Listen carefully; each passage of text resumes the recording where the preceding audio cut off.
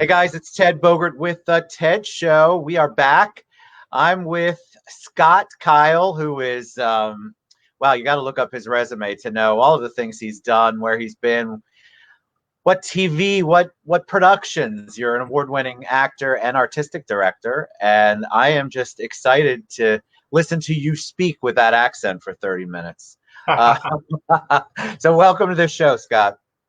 Thanks for having me. I hope you and the audience watching can understand me with my broad Scottish accent. I have no doubt we will be good. All right, so they love origin story. So you're not going to tell them you were born in America, obviously. So give us a little background on you.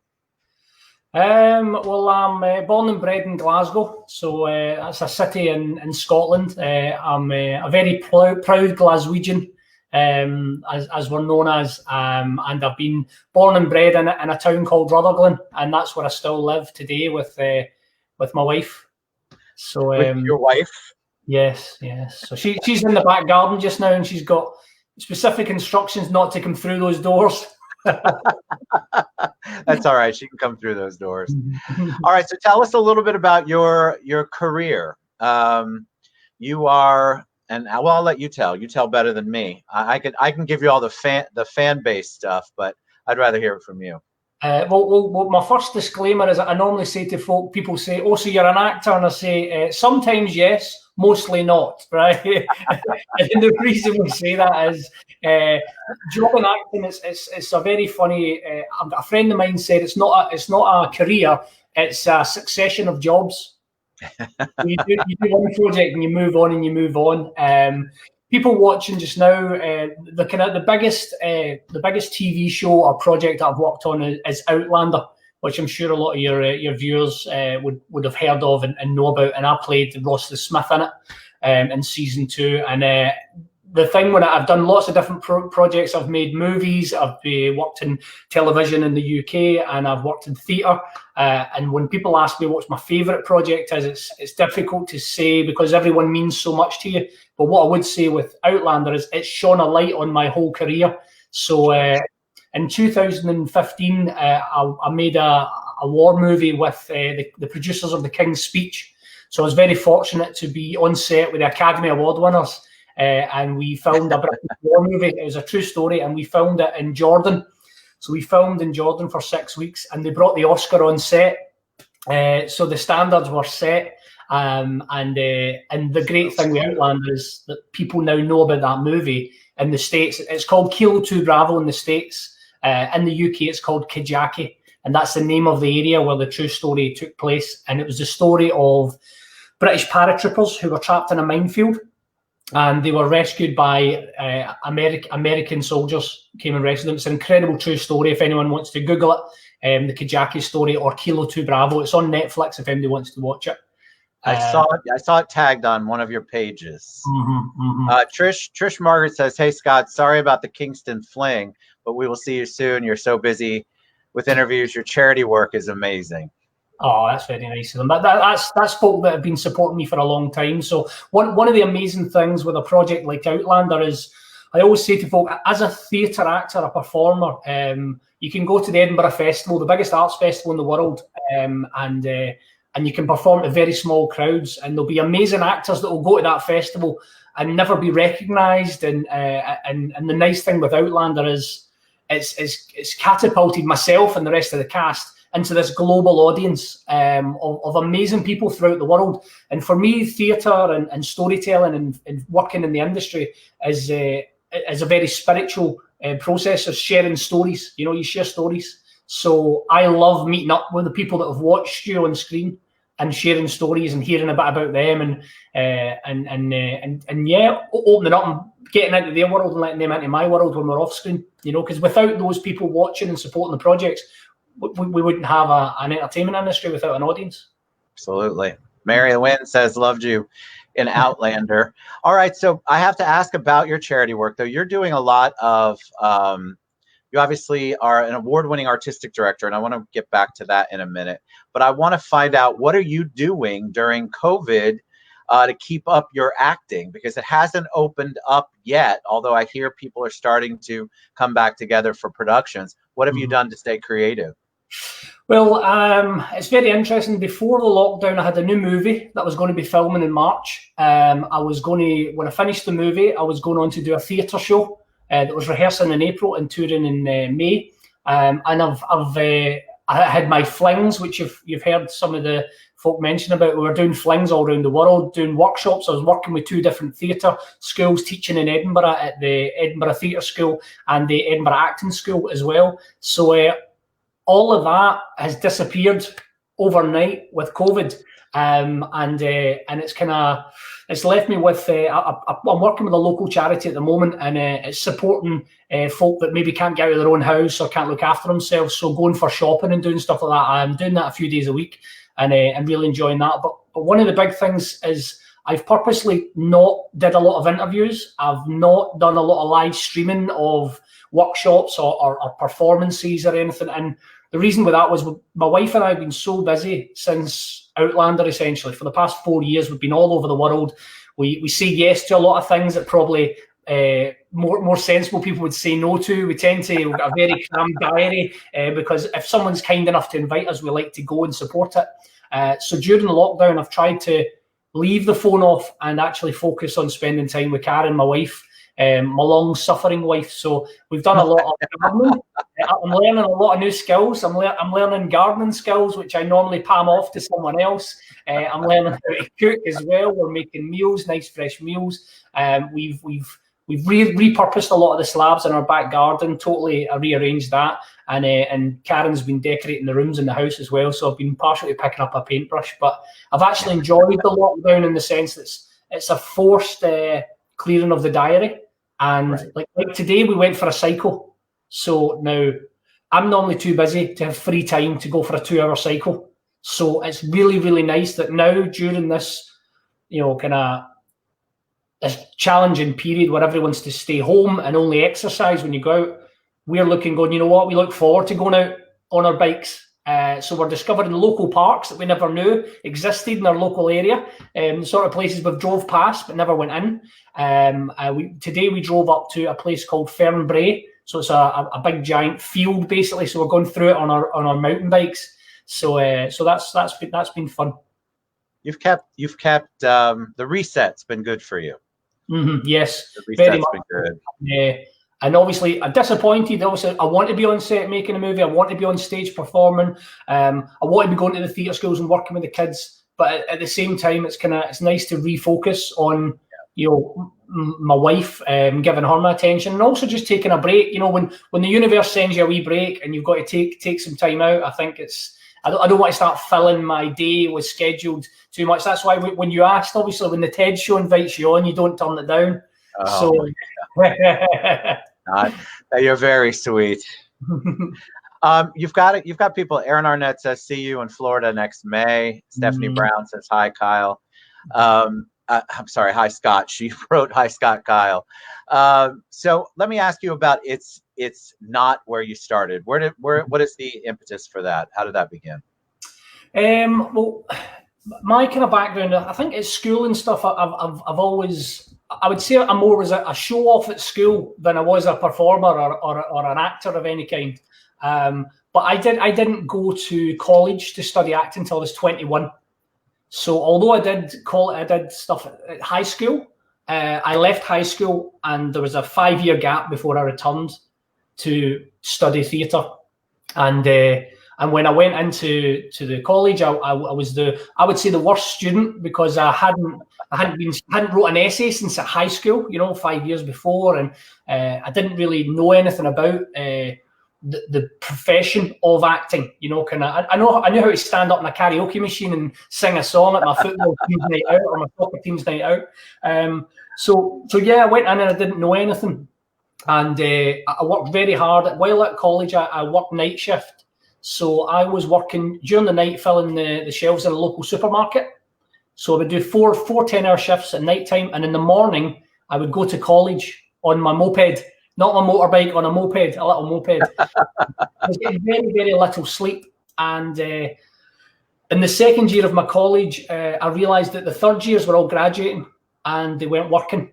So I met one of the guys who was a third year, and you can imagine at a performing arts school, the third years are the best. they're so wonderful performers, and they were all graduating, and you're thinking they're going to go into television and theatre shows and movies. And I met one of the boys that graduated in the street, and I said, "What are you doing?" Thinking he'd be saying I'm in the West End, or I'm doing this project, that project. And he said, "Scott, I'm working full time in Pizza Hut." And wow. my heart sank because I thought, well, I'm next when I graduate.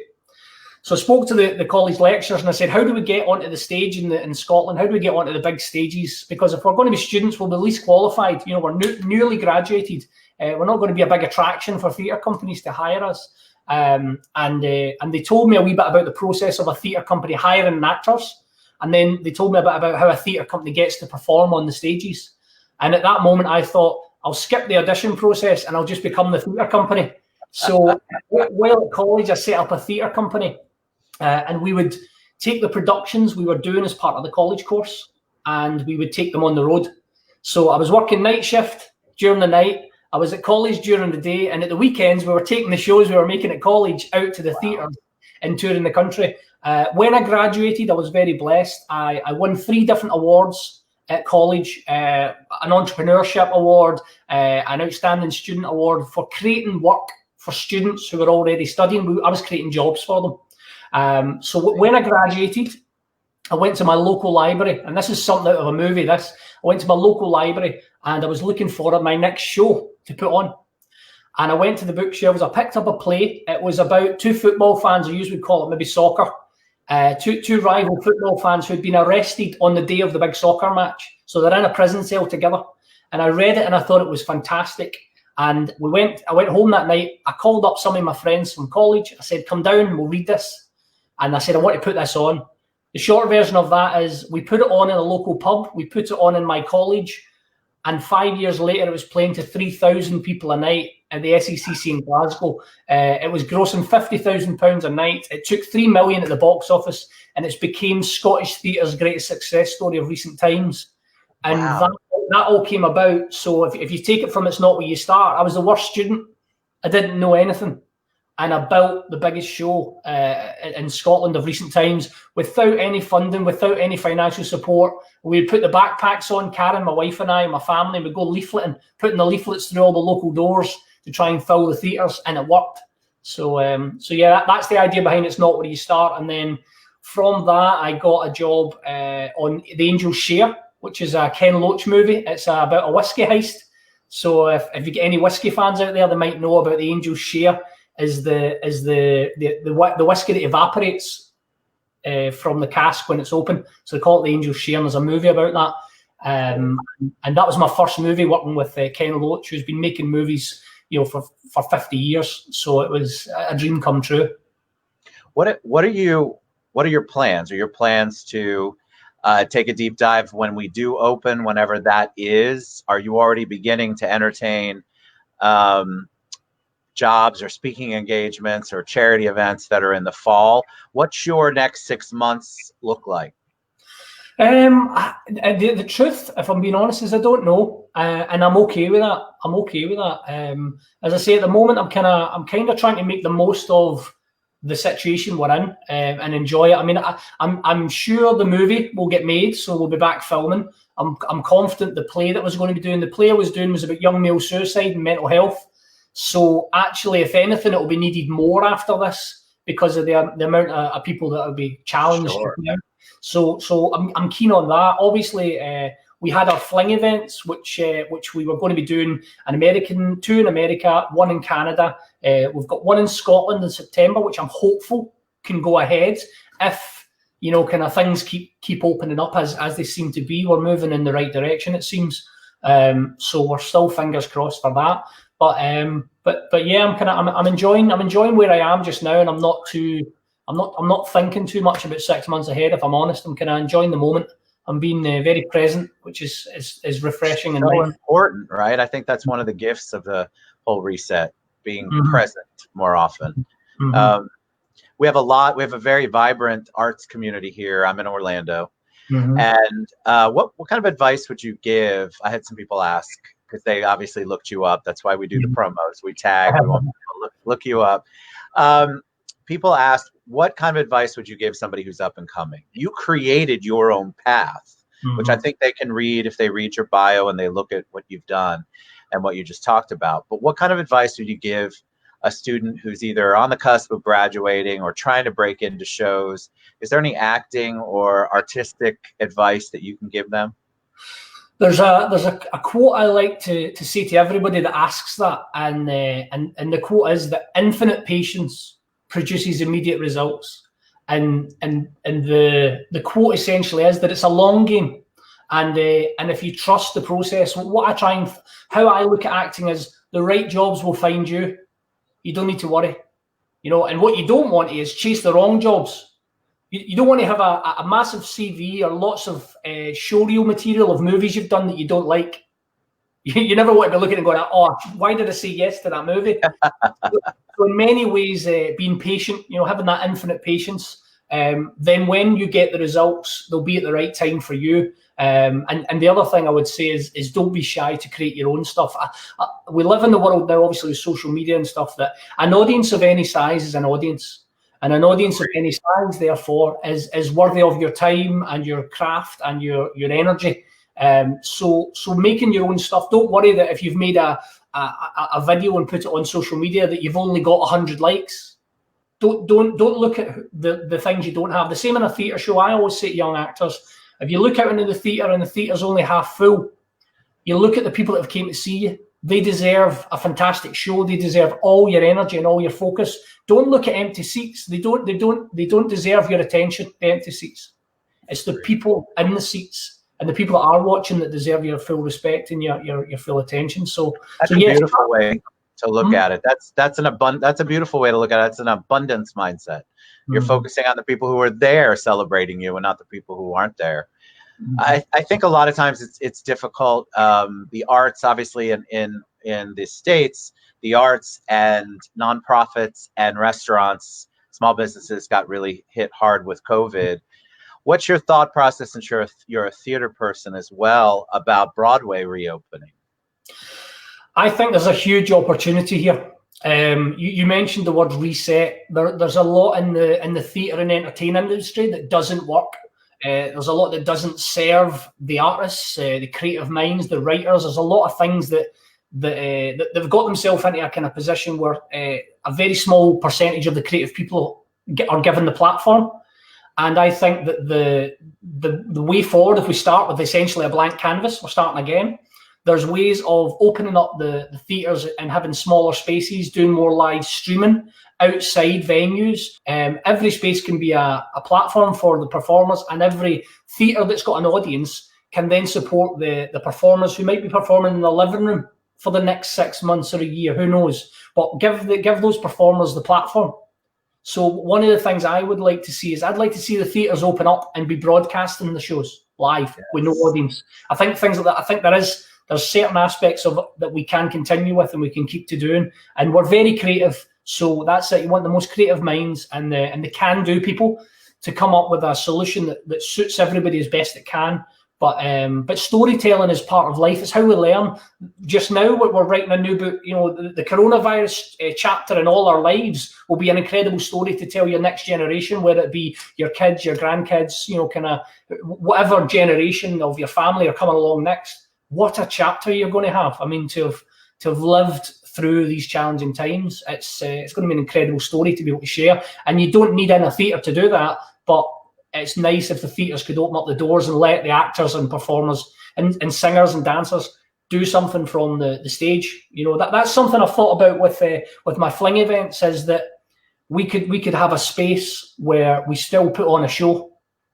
And maybe there'll be audiences in the room, maybe there won't be, maybe there'll be smaller audiences. But at the moment, I'm not too desperate. I think we're okay to have a pause. Yes. I think it's okay to have a pause. And I think that's why I've not rushed to do interviews. I've not rushed to, even my social media, I chose purposely to not put a lot of content on it. I thought, let people have a breath.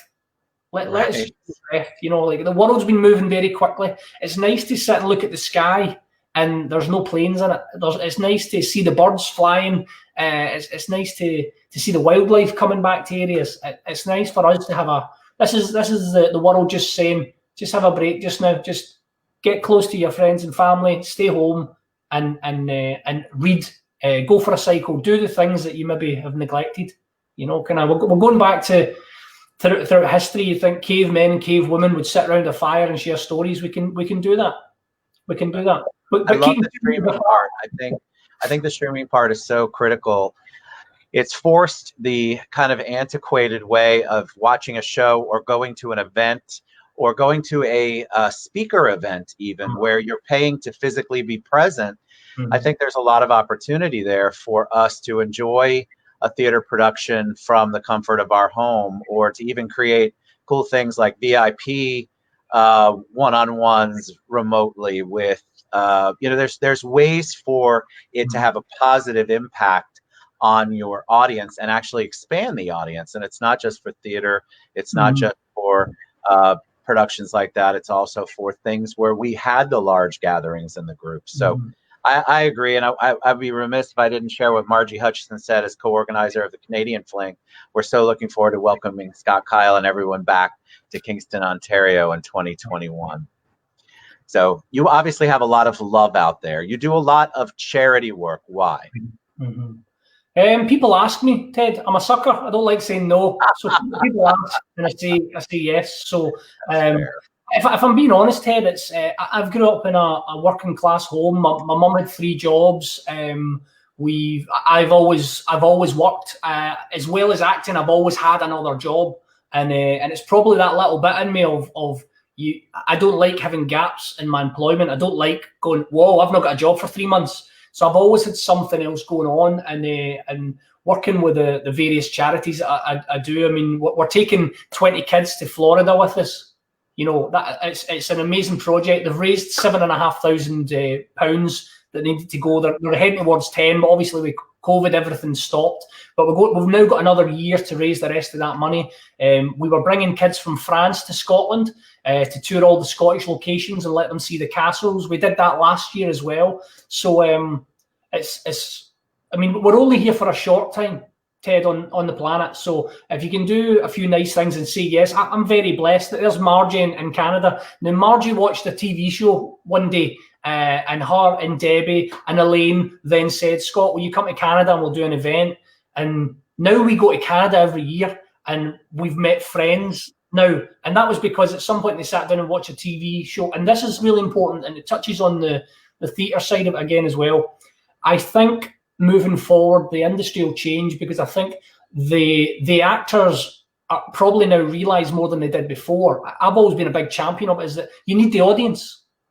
You don't matter without the audience. Without an audience, we aren't actors, we aren't storytellers. So I think like the theatres, what I would have in the future with the theatres is, after the show, the cast must come and have a drink with the audience. You must. That'd be part of the contract. You have to come out and have a drink with us. You know what I mean? Because we support you. And the thing that you chatted about is the one-on-one videos. Like, I'm not a big fan of VIP, if I'm honest, Ted. At the events I run, we don't have a VIP. Once you're in, you're equal, right? We don't have, you don't pay extra to get more autographs. You don't pay extra to get more photographs. None of that. We're having a party, right? And you can get as many selfies and as many autographs as you want, but we're in it together. I'm hoping that most people come and they go, sod an autograph, I want a drink with you. Do you know what I mean? Let's have a drink. Let's let's share a story. So I think people are now, probably performers will realise, is that we need an audience. So you've got to respect that audience and take the time. Like social media, when people take the time to comment, I always make sure I like everything. You know, I read all the comments, make sure I've liked it. It's normally just to let people know that I've seen it. You know, I like to like something. So yeah, I think all that encompasses why I do things when people ask me, because it's hardly a hardship. I remember when the France project, the project in France, the school teacher, Laura, had contacted me and said, would I do a video chat with our kids? They were doing a project on Scotland and on the Highlands. And obviously, because of Outlander, she was a fan of the show and she wanted to chat about being a Highlander on the show. And I said, yeah, no worries. We did the Skype chat, and I'm terrible for this as well, Ted. Just before I signed off, I said to the kids, and I'll need to come and visit the school one day. And every week I was getting an email from the kids. When are you coming? We've decorated the school. We can't wait to welcome you. And I said to my wife, Karen, we're going to France. And she says, what? I says, I've told the kids I'll go. So things like that. But now we've been going to France for the past 3 years. We're working with a group of amazing kids that have got additional support needs, an amazing school that offer facilities to support them. And when I went over there, I had a meal with Laura, the school teacher, in her house, and her husband. She took great pleasure when we were sitting eating a meal in our house of saying that her husband said he won't come. He's just being polite. Of course, he's going to say yes, I'll come. And his face went red, and he was a bit embarrassed. And he said, "Well, Scott," he said, "it's the same thing you said." He said, "Why did you?" And I said, "It wasn't a big hardship for my wife and I to jump on a plane and go to France, do a workshop, spend some time with the kids. It was not a hardship." And as I said before, there'll be other performers that will go through an amazing career, and they'll be probably even better storytellers than I am, and they won't get that recognition, and they won't have those opportunities. So who am I to turn them down? You know. I love the spirit. I love your spirit. I think it's, first of all, your energy is contagious. But I love that, because I think a lot of people are caught in this, I want to help, but I don't know what to do. And so they remain paralyzed and don't do anything. And so for, the words that you're sharing, it's so true. It's like people have to look at it as not an inconvenience. It's a blessing to be able to do it. And that you get blessed. People don't believe me. They're like, how do you find time to do all of the stuff that you do? Well, you just find time. I don't know what the answer is to that, but you make the time, and I get paid back a millionfold over. And I'm not talking about finances. I'm talking about the things that the abundance approach gives me back: the world, the universe, faith, whatever you believe. And so I love what you're doing. I think it's critical for people to see somebody up there like you who is willing to go the extra mile, because if you can do it, they can do it. And I think that that's a big lesson. I think, Ted, the other thing that's really important with it, you were asking about the advice for other people, is don't get fascinated on the end result. I don't worry about the end result. Like I didn't know when we went to France that we were going to have the kids over to Scotland each year, that they would be coming to the flings that I do. When I said yes to Margie and that about Canada, I had no idea it would become an annual event. We've been to America. We're going back to America. And the amazing thing with our flings is it doesn't matter if there's 10 people or 500 people. I'm happy to go, whether it's 10 or 5. We'll have a great night. Now, what happens is, if there's 10 of us, we'll probably go to a rooftop bar somewhere and get pissed. If there's 300 of us, we can organise a big band, and we can put on a show, and we can invite the kids along and do loads of different things. So, but I don't look at anything as a failure. I just look at it as a result, and I go, oh, that's interesting that there's 10 people coming. Oh, that's interesting that there's 300 coming. Let's put on as best a show we can for those people with the resources we have. That's it. So I don't sit and look at, oh, that one didn't have as many people. Maybe we're not as popular in that area. None of that. In the same way as I'm saying about the likes or the views, don't get fascinated on the outcome. Get passionate about the journey. Get passionate about the people you meet on the way. I mean, you said that about the rewards. I mean, the amount of people that sent us our Christmas card list is quadrupled because the amount of people that send us cards every year. I love looking at my wife's social media, and she puts up something. Maybe she's making a recipe. People are commenting and sending her suggestions. And the next night, I'm sitting in the house and I'm saying, "That was lovely. What was that?" And she's saying, "Someone posted me a recipe, so I made it." Like that's the amazing awesome thing. And that's what storytelling was about. It was bringing a community together. It was sharing stories to bring us together, to educate each other, to make each other feel good, to make each other reflect, to make each other have a wee cry every now and again. So that was what it was all about. We need to not forget that, because we've turned it into a business and an industry, and sometimes you can lose the magic when you're only thinking about the pounds. Does that make sense? True. Yes. And before we head out, Margie says, again, with the rooftop bar. I would definitely like to hang out with you at a rooftop bar. All right. So scottkyle.co.uk. That's his website. You can reach him. I've tagged him across the board on all social media. That was really awesome. I'm really honored that you took time out to come on the show, Scott. Thank you so much. No worries. And I hope that we come to have a fling in your local area. We'll have Absolutely. Well, when you come next May, I live in Orlando. Wow. So I don't know what part of Florida you're coming from, but please, I would love to We'll go to a rooftop bar. I know many. All right. Scott Kyle, thank you so much. You guys look him up. Obviously, don't bombard him too much. No, he doesn't obviously care. He's a good guy. Thank you so much, Scott, for being on the show. No worries. Thanks for having me, Ted. Much love. All right. We'll see you soon. Bye, guys. Bye-bye. Bye, everybody.